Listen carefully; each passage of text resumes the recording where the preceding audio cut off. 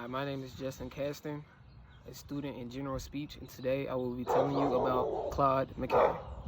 Claude Mckay, born Fetus Claudius Mckay in Sunnyvale, Jamaica in 1889, was a key figure in the Harlem Renaissance, a prominent literary movement in the 1920s. Born to peasant farmers, Mckay was infused with pride in his African heritage.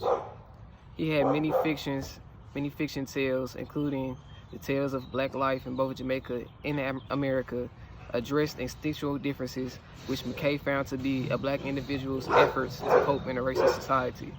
At 17, Mckay moved from Sunnyvale, Jamaica to Brownstown to apprentice as a woodworker, but he studied there only briefly before leaving to work as a constable in the Jamaican capital, Kingston. He encountered racism. His homeland, Sunnyvale, was predominantly black, but in Kingston, it was predominantly white.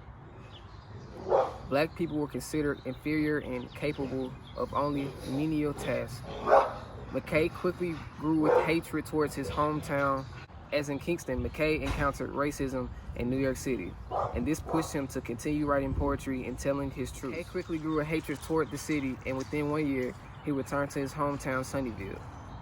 His early literary interests, though, were in English poetry under the mentorship of his brother, school teacher, and his neighboring Englishman, pushed Mckay to write in Jamaican dialect and in general to write novels and poems. Mckay received an award from the Jamaican Institute of Arts and Science.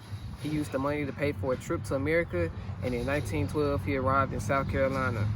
He traveled to Alabama and enrolled at the Tuskegee Institute, where he studied for 2 months before transferring to Kansas State College. In 1914, he left school entirely and moved to New York City, and he worked various jobs. First trip to the United States, moving from school to school, from Tuskegee Institute to Kansas State College, and then finally quitting school altogether. He moved to New York City and experienced racism like back home, and this inspired him to continue to write many poems and to keep writing stuff to help blacks cope in a racist society.